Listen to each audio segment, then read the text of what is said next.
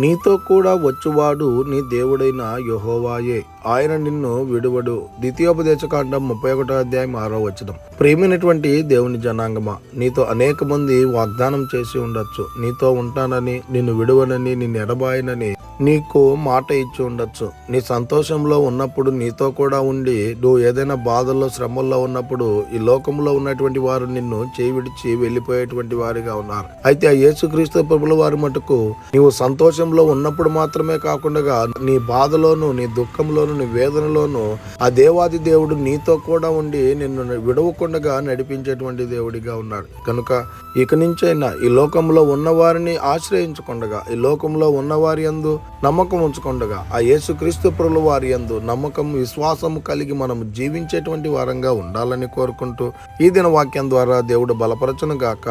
ఆమేన్.